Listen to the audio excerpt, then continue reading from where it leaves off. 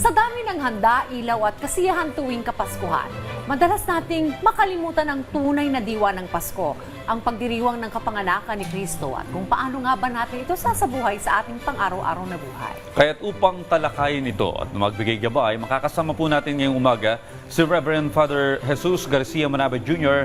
Father, magandang umaga po sa inyo. Hello. Good morning po! Good morning po. Father Manaba. Good morning, good morning. Good morning. Thank you for joining us and syempre Merry Christmas po. Pero ano po ba ang pinakamahalagang dapat tandaan at sa buhay ng bawat Kristiyano sa panahon po ng Kapaskuhan, Father?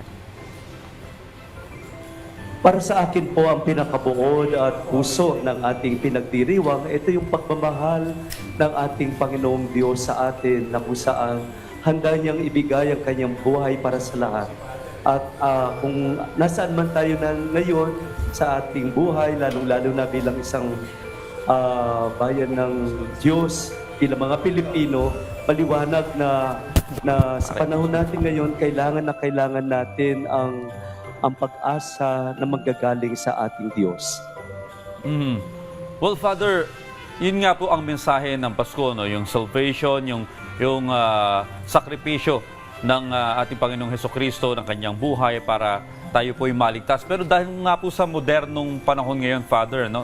Minsan nakakalimutan na ito at natutuon sa mga party, sa mga makamundong pagsasagawa ng mga events. Ano pong maipapayo natin sa ating mga kababayan?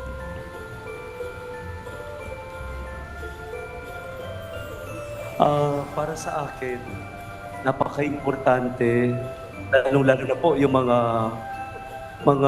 kapatid nating mananampalataya at maging malahat ng mga Pilipino na huwag tayong mawalan ng pag-asa at parati nating tatandaan na kasama natin sa ating lakbay ang ating Diyos, kasama natin parati ang ating Panginoon sa lahat ng laban natin. At naway basbasan ng Panginoon parati ang ating mga pangarap, mga plano natin. Pabayaan natin na ang biyaya ng Diyos, ang awa ng Diyos ay aantabay parati sa ating buhay, lalong-lalo na sa mga panahon na nahihirapan tayo. At nakita naman natin na maging sa maraming pagsubok na dinaanan ng mga Pilipino, hindi natin maipagkakaliila na ang pananampalataya natin ang nagsisimbing sanggalang natin, tibay para harapin kung ano man ang lahat ng mga pagsubok. Sa mga kabataan na nandirito at nakikikinig sa ating programa po ngayon, sana kamukha ng naibahagi ko kanina, magbigay tayo ng liwanag sa mga kapwa natin Pilipino. Dalhin natin yung liwanag na ito at ito'y maggagaling parati sa ating puso, sa kabutihan ng ating puso. At ito ang magbibigay ng lakas, magbibigay ng inspirasyon sa maraming tao para mamuhay bilang tapat at bilang mga mabubuting tao. Naway sa pagdiriwang natin ng Kapaskuhan, maramdaman natin lahat ang pag-ibig na iniaalay sa atin ng Diyos. At sa pamamagitan nito, mabalot ang ating puso ng kapayapaan na dulot at bigay ng ating Panginoon. Tunay na maganda talaga ang mensahe at diwa ng Pasko. Pero ano po kaya, Father Manabat, yung mga simpleng paraan na pwedeng gawin po ng pamilya o kaya naman mga komunidad upang mas maunawaan at maisabuhay po ang tunay na kahulugan ng kapanganakan ni Kristo?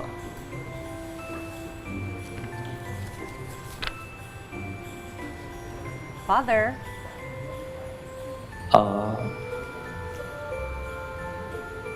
Hindi ko po narinig yung may tanong po ba?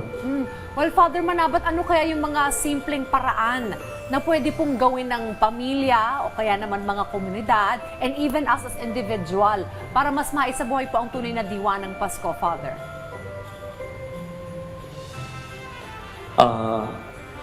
Naisa sa buhay natin ang liwanag sa pamamagitan ng kabutihan na nanggagaling sa atin, sa maliit na bagay na pwede nating maibigay, maialay, lalong-lalo na po yung pagiging malalahanin natin, lalong-lalo na sa mga kapuspalad. Dito natin ay papakita na sa pamamagitan ng ating mga gawa, lalong-lalo na po sa maliit na bagay na ating ibinabahagi, ito ang magpapaalala sa atin, may liwanag sa gitna ng kadiliman. May pag-asa, lalong-lalo na sa mga taong ramdam nila yung hirap ng buhay. At kagaya po nung mga unang Pasko, sa katahimikan, sa payak na pamumuhay, dito isinilang si Kristo. At ang tanging hangad ng ating Panginoon ay magbigay ng buhay para sa lahat. Naway po ang Kapaskuhan nito, bagamat marami sa atin ang nahihirapan, marami sa atin yung ramdam nila yung bigat ng mga karanasan na naidudulot ng maraming nakapaligid. Huwag po tayo sana mawalan parati ng pag-asa. Manalig tayo sa awa at pag-ibig ng Diyos at maglaklakbay tayo na sama-sama. Hindi tayo nag-iisa kung paanong ito ang pangako na ibinigay sa atin ng Diyos. Hindi ko kayo iiwanan at kasama niyo ako sa lahat ng buhay na anyong tatapakin. Magandang umaga at naway ang Kapaskuhan nito ay magdulot ng tuwa at kagalakan sa ating puso at sa lahat ng mga nakikinig. Magandang umaga po sa inyong lahat at Merry Christmas. Father, maganda po yung sinabi niyo sa bandang huli po, no, na huwag mawalan ng pag-asa. Gusto ko lamang pong ipaliwanag niyo pa ng husto ito, no? May mga kababayan po tayo ngayong taon na nakadanas po ng hirap. Mga kababayan po tayong nilindol sa Visayas region. May mga nasunugan, may mga nagdadalamhati, may mga Pilipinong mabigat ang loob at merong dinadaanang matinding problema. Ano po ang inyong masasabi o maipapayo sa kanila ngayong Kapaskuhan? Alam po ninyo, maging nung mga unang panahon na kung saan isinilang ang ating Panginoon, nandoon din sila sa ganoong pagsubok. Subalit, nanalig ang bawat isa at nakita nila ang liwanag na dulot ng pagkasilang ni Kristo.